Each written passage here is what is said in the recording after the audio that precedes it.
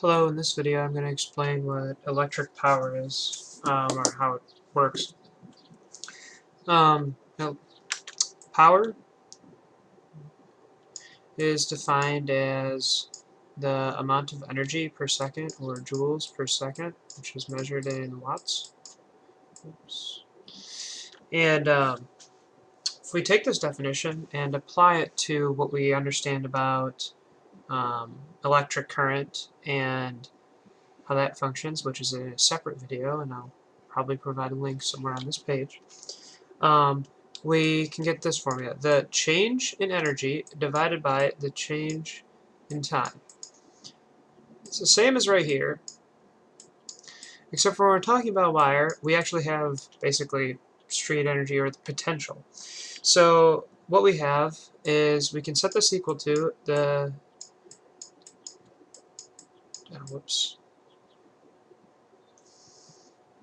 derivative of time times the change in V, or change in potential, which we can then set equal to the change in charge divided by the change in time multiplied by the change in potential, which is equal to the current, because current is this right here, which is covered in a previous video. It was the change in voltage, or potential. So we have power is equal to current times change in potential. If you want a visual of this, we have this wire. There's a little resistance. Now this resistance can be, let's just call it a light bulb, which is pretty hard to draw.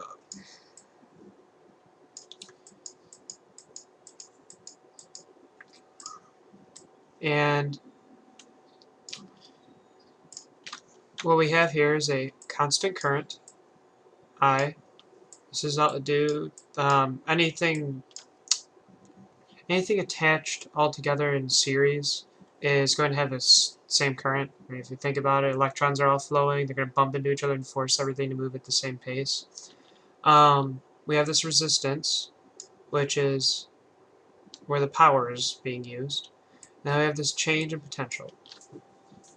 So the power being used is this current here, how fast this potential is flying, multiplied by the change in potential, and that should give you the amount of power used, or the joules per second.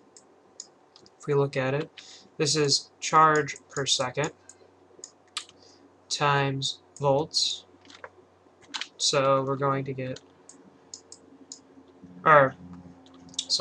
charge times potential, which will give you joules per second. Okay, now back to this. We also know that V is equal to IR, that's Ohm's law. So if we alter it a bit, we could also get power to equal I squared R, and we can also make that equal the change in potential squared divided by R. I hope that gives some insight as to how power works. These types of equations could help with joule heating, and why, for example, if we have a transformer right here, and we have this wire going across, why electric companies transfer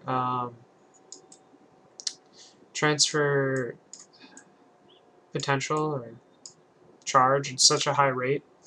And it's because even if this resistance is relatively large, if we transfer to high potential, it'll definitely outweigh the resistance. And I have a different video proving this, which I'll again give a link to.